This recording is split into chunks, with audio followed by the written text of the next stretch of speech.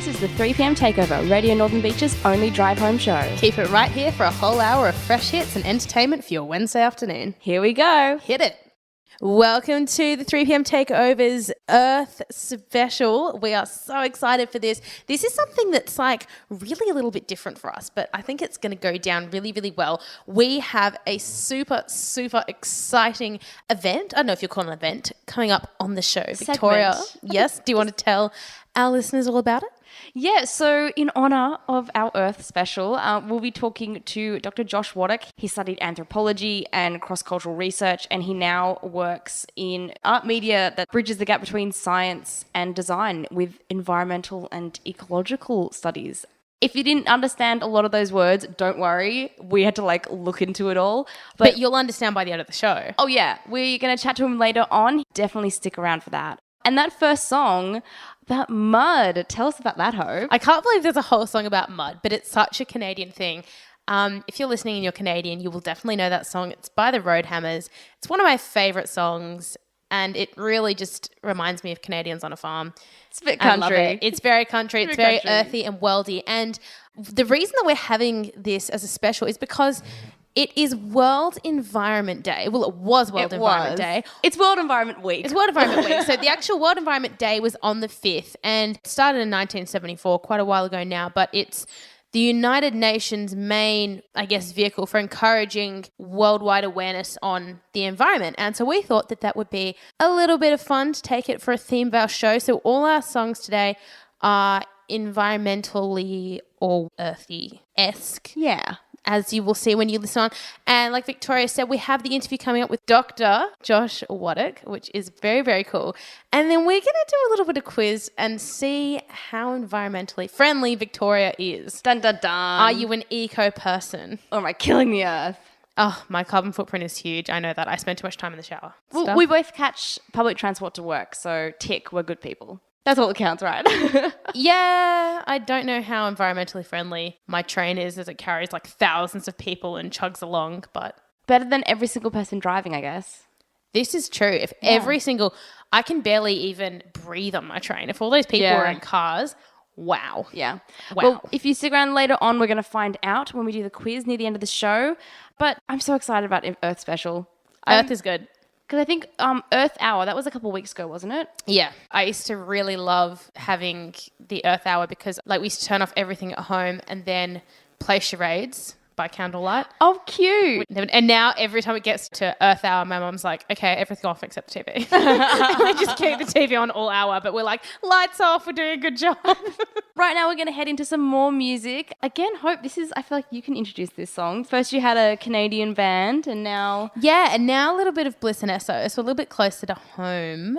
Not necessarily the Northern Beaches, but these boys are from Sydney. This is Bliss and Esso, who you will probably know.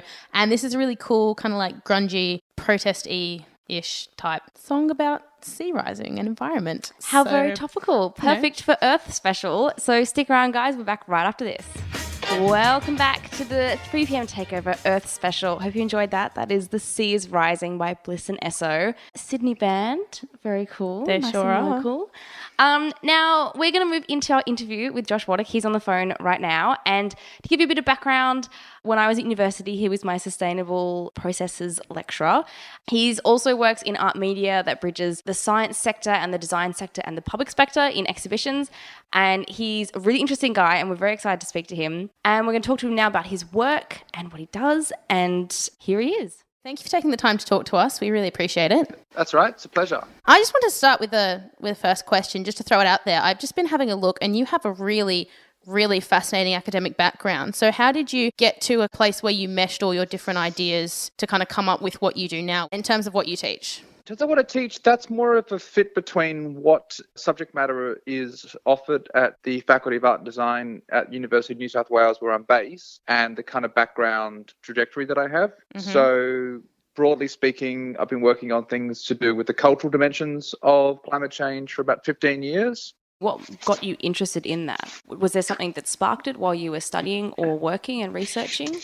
So my background is in anthropology, and it was something when I was an undergraduate student, it was not, this is not ancient history, but this is, say, 1998 to 2002, it was not something that was talked about or discussed or taught, even though it was all going on, largely because back then it was mostly relegated to science. So unless you were studying science, it would not be something that you would be taught about or told about, because most courses you might do on history or philosophy or ethics wouldn't necessarily have an environmental component to them.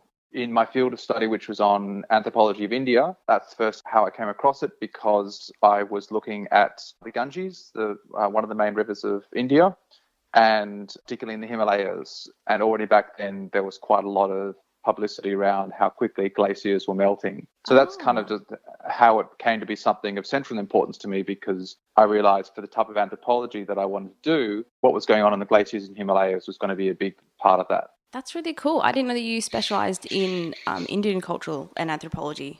Was there something in particular that drew you to that? And onwards from that, because I've seen that you've done a whole bunch of media art-based installations and interactive art.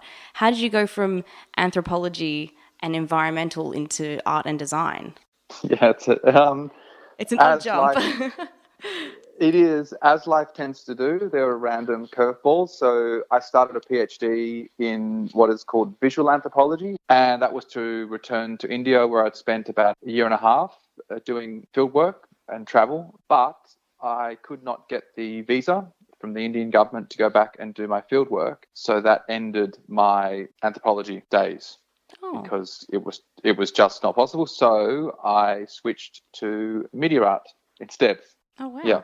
And do you have a favourite style that you now work in? Because you've done a whole bunch of projects. A lot of it seems to be with video and projection and sound art and things like that. Do you have a favourite medium, or does it sort of depend on the project and what you're trying to communicate?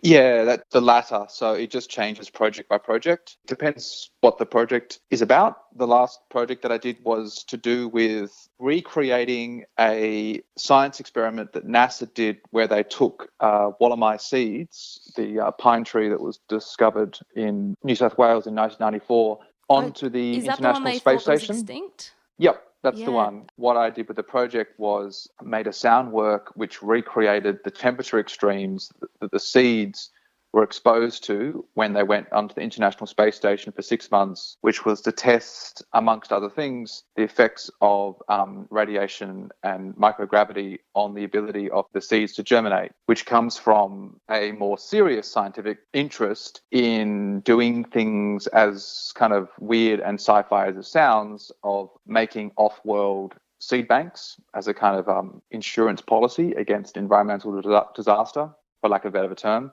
or things to do with how various plants may be grown on other planets. And for that particular project, I did it in sound, but it just varies on what the project is about. The Radiohead song "The Numbers" is off their most recent album, A Moon-Shaped Pool, and it's explicitly about climate change, the numbers referring to the numbers of the data about climate change. It's a very good example for me in terms of a very, very high-profile band who have actually been making work explicitly around things to do with the environment, including climate change, for going on 20 years. I find a huge amount of inspiration in terms of how they really try and use their music to bring people together, choosing to try and work together on this. Well, it seems like the perfect song. It fits into all of your points, and it works perfectly for our Earth special. Here we go. Welcome back. This is Radio Northern Beaches 88.7 and 90.3. You're listening to the 3pm Takeover's Earth special, and we are interviewing Dr Josh Wodak from the University of New South Wales. In your work specifically, Josh, what is it about art that you feel makes a really good, strong medium for getting out a message about environmental awareness or ecological sustainability?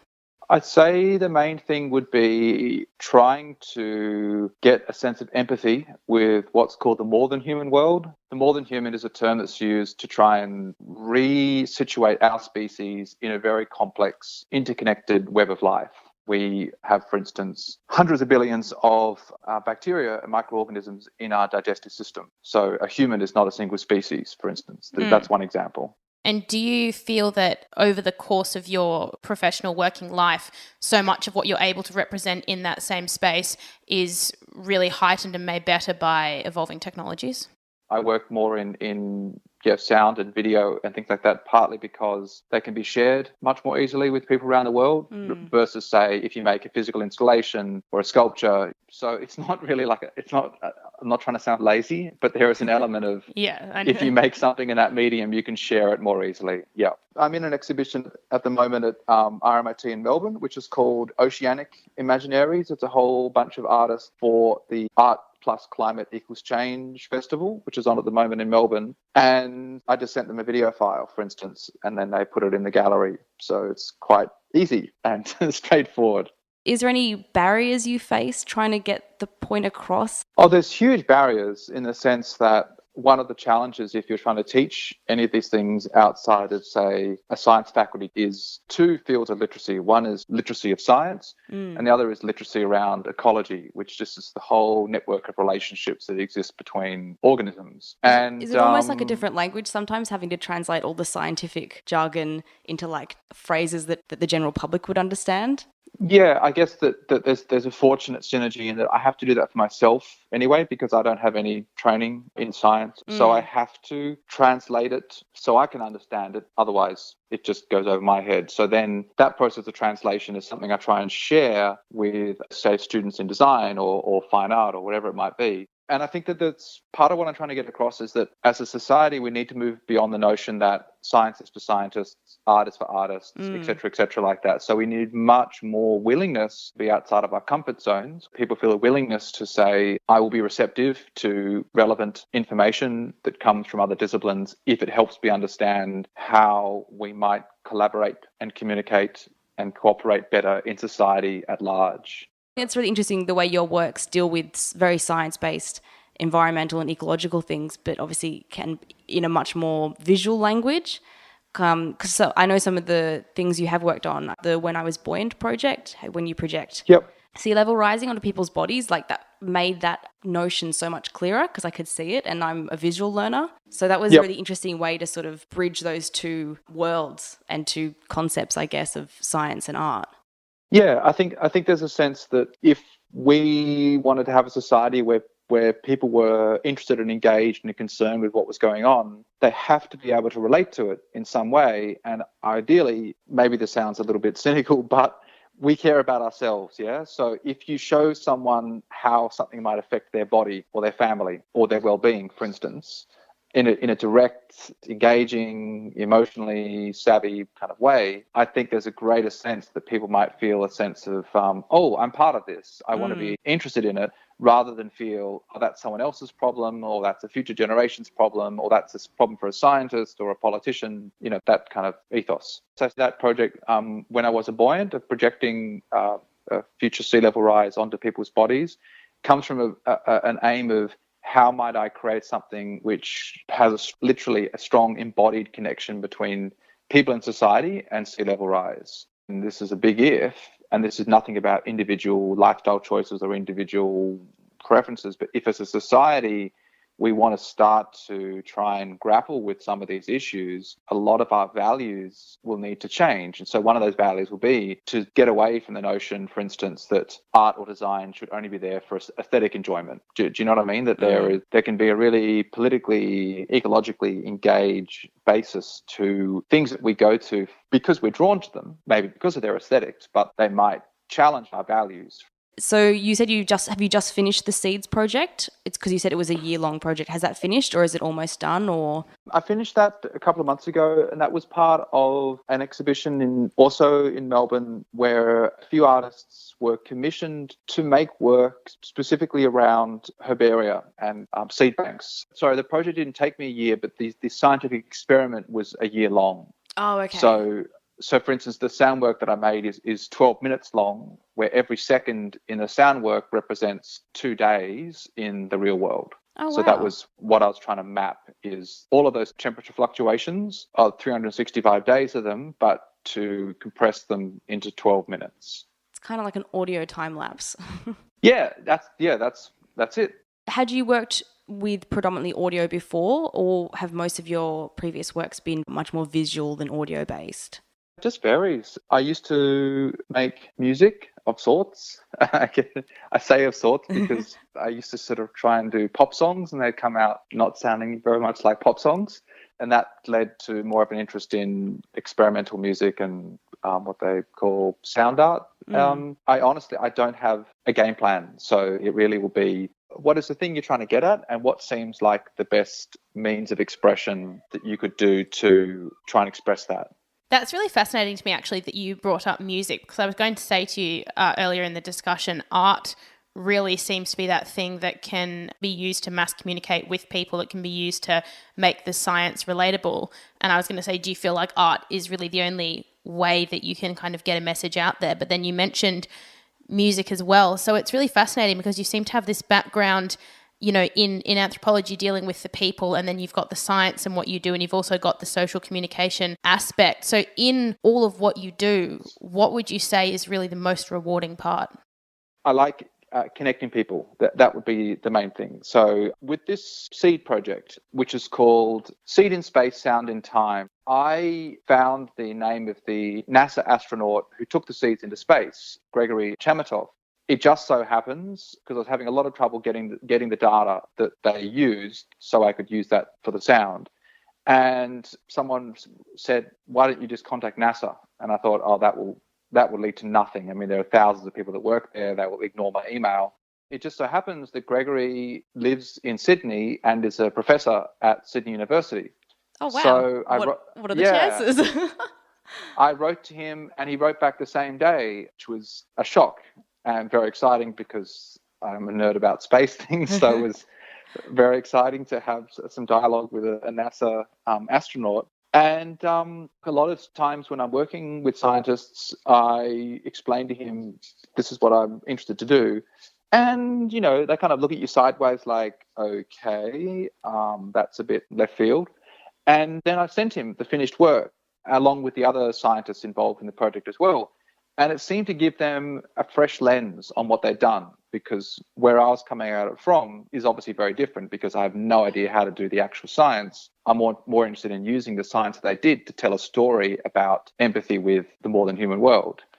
And I like that in that I'm very, very much inspired by the work that scientists do, particularly conservation biologists. And there were some conservation biologists involved in this. And then if I can make something which gives a bit of a different perspective on what they already do, but also show some of these scientists that there are people in the cultural sphere who are interested in their work, that brings me some joy, because I think that in society, there's a lot of sectors of society that hugely feel like they're being massively ignored and massively undervalued. And I include in that scientists. So if I'm able to do something which shows that to them in general, your work is meaningful, your work is relevant, your work is inspiring, I'm hoping that shows them that they do have moral support from other sectors of society.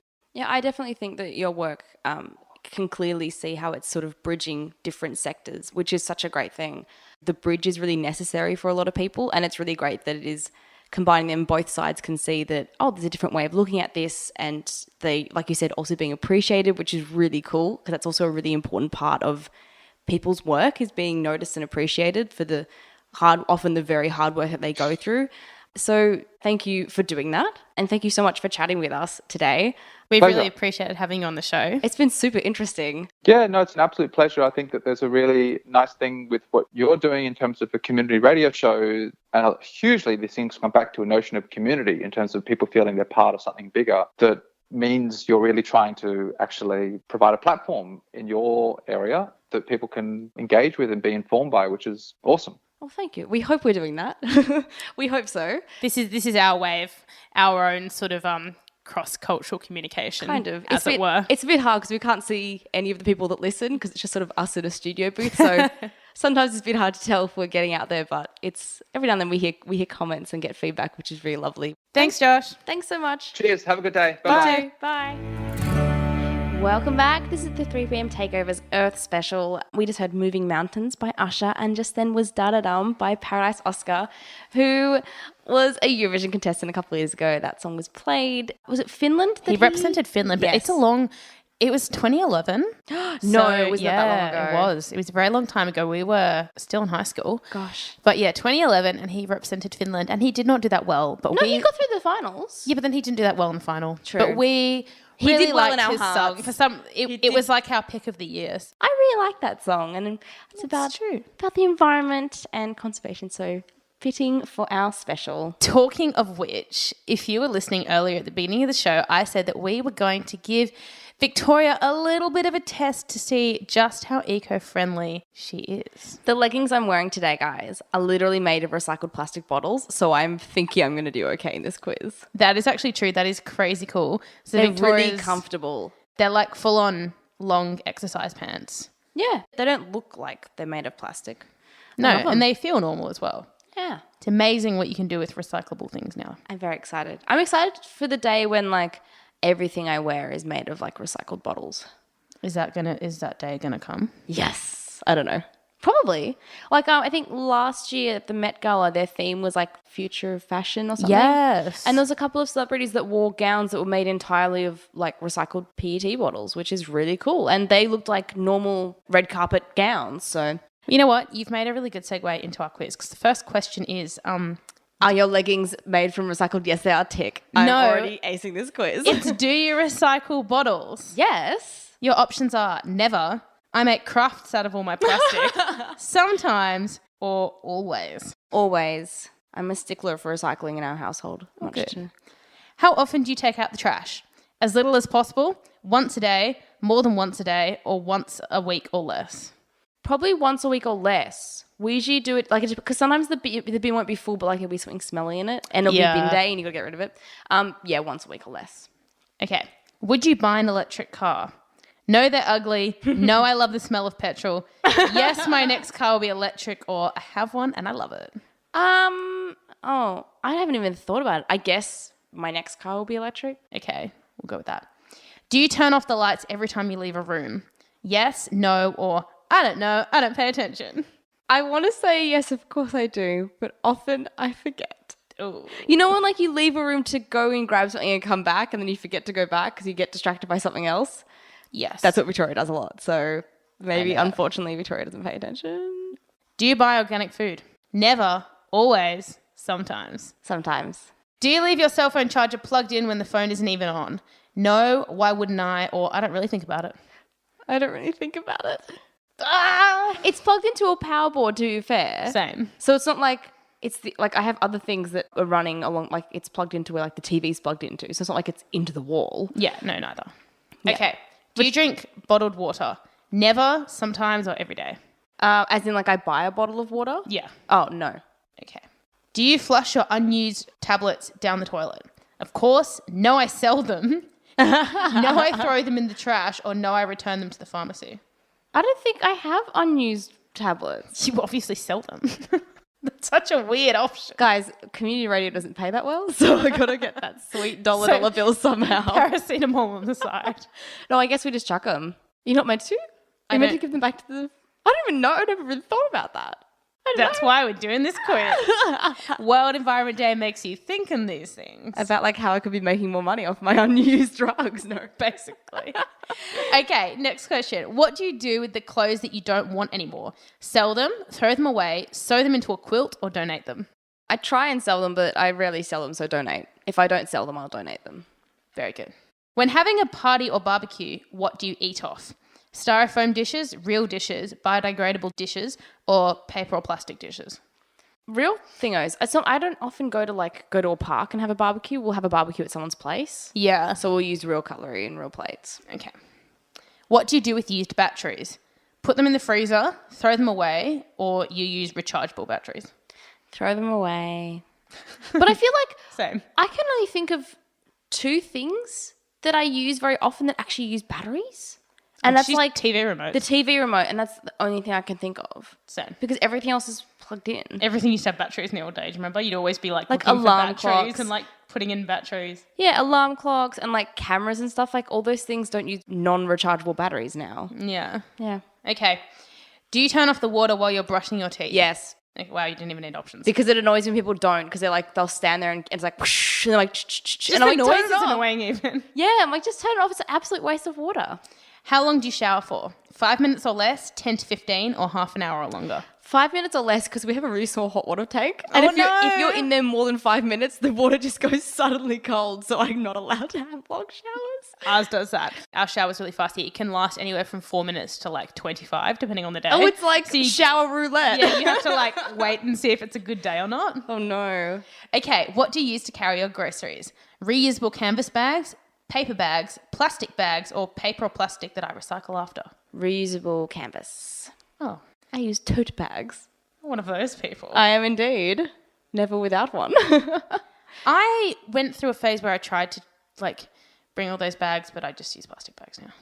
I remember really hearing confused. a news story, I want to say last year, but it could have been before that, of this teenage girl had developed a way of making plastic, as in like plastic for plastic bags, out of banana peels.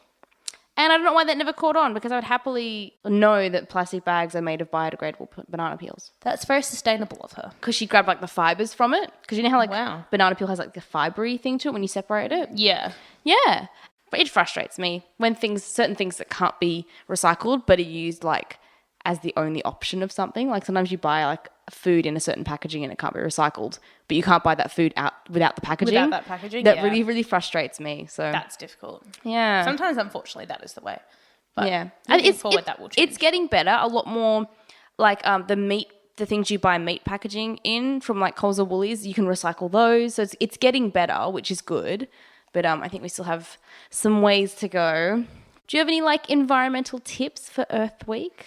Oh, I'm really not good on environmental things. I feel really bad. I don't recycle. I don't do all those good things. Obvious bottles, and yeah, I put them all in recycling. But I don't have like a recycling bin upstairs, so I don't separate stuff. But there are probably smaller things. Like, for instance, I didn't know you could recycle those things that you get like mints in from the supermarket. Yeah, it's got the little triangle on it. So Yeah, like, for instance, I wouldn't recycle stuff like that. But bottles, like obvious things, yes. yeah, that's good. But not small things. So, you know what? That's going to be my environmental change I'm going to take from this show. good. When I get like mince or chicken breast, I'm going to recycle the packet. Yay! Small steps are important. I think a really big one, which I see at work because there's a cafe downstairs at my work, is coffee cups. I always use a reusable coffee cup now, and it really annoys when people just like. But I know people who buy a coffee every single day and they're using a takeaway cup and they just throw it in the bin. They don't even recycle it. And part of me is like, why do you do that anyway when coffee tastes so much better in your own cup? It Yeah. tastes better than in the stuff that you get it in, like the polystyrene. Oh, polystyrene is so bad. But those are a few ways you guys would. If you guys have any like really good environmental tips that we haven't mentioned, please let us know, because there's always these like blind spots that you don't see until someone tells you about it. And sometimes that's like the big thing, like the meat packaging. Like, Yeah. unless you News to me. are aware of it, you're not going to think of it. So please let us know if you guys have any really great environmental tips. If you guys compost, I live in an apartment block, so I can't really do it. Same. But I really wish that I could, like, you know, I've got friends who like grow their own like veggies and herbs and stuff. I'd love to be able to do that. We had a really good compost going, like when I lived at home. My dad had a really great compost and he used to like make soil from it. Let us know if you guys do that. Otherwise, we're going to head to some more music now. This is such a lovely song.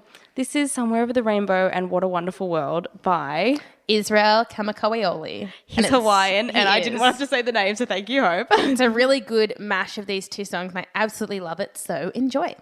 Welcome back. That was Somewhere Over the Rainbow, What a Wonderful World by Israel Kamakawiole, and this is our Earth special. And we are nearly at the end of the show, and it has been an awesome show. If you have been listening, we did a really, really, really great interview with Dr. Josh Wodak from the University of New South Wales, and we quizzed Victoria on just how eco-friendly she is. It turns out you got an eco score of 7 out of 10. That's pretty good. I think that's good. My score would be minus 100 out of 10. So I think it's safe to say you did a better job out of the two of us. And this is why I made sure that I quizzed you and not vice versa. It was a strategic quiz. But guys, we are at the end of the show, which means that unfortunately our special is almost over. And by almost, I mean like very much almost. But it does mean that we need to have quote of the week. And this week you are Madam Quote. So I am on quote of the week. And this quote, amazingly, you'd never guess it right, but it's about environment and stuff. What? What a topic to pick Nature, for the theme. world, Perfect. all that kind of thing. So on trend, Hope. I know. This is a quote from David Orr. Are you ready? I'm ready. Okay. When we heal the earth, we heal ourselves. I like that. That's a nice reminder. When I do something where I sort of connect, it sounds lame, but when you connect to nature and you feel good about it. Yeah. It's like when you breathe in deeply and you're like, oh, the world. And then you're like, okay, relax. Well, it's like if you guys listened to earlier in the show when we interviewed Dr. Josh Wodak, he was saying that it's about making it personal for people is part of how you can get the message across. So there's definitely something in that. That's a good quote of the week. If you guys are interested in anything that happened in the show today, especially in any of the work that Dr. Josh Wodak is up to, we're going to put all his website links and social media links on our page. You can check him out, show him some love and go see his work. Check it out online. He's got videos online and some audio files as well, which is really cool. Otherwise, we'll see you guys next week for less than special sounds mean. Regular, normal. Regular show. But it is less than special because it's not the first week of the month. It's not, but your normal dose of us. But you guys can stick it out for a few more weeks and then we'll have another special for July. So have a great week. Catch the Retakeover on Friday if you miss anything, or you can catch up on SoundCloud and Mixcloud and on YouTube. We're on all the platforms. All the platforms. Otherwise, go recycle and turn all your lights off and be kind to the earth. And whatever that quote is with 3 R's, reuse, recycle, and... It's not reduce, reuse, recycle. I was gonna say reuse, recycle, resuscitate. But there's nothing about resuscitation. Reduce. Look, if someone collapses near you while you're recycling or trying to reuse something, definitely resuscitate them. So it's reduce, reuse, recycle. It's meant to be the process you go through. So you should try and reduce using something. If you do have to use something, can you reuse it? If you cannot, you should recycle it. Yeah. And if you see someone next to you dying, you should resuscitate them. That's the next bit. It's now a square. It's not a triangle anymore. Okay, we're going to see you next week before this gets out of hand. Oh my God. Yeah, before it gets out of hand. Yeah. Okay. Thanks for joining us this week, guys. Bye.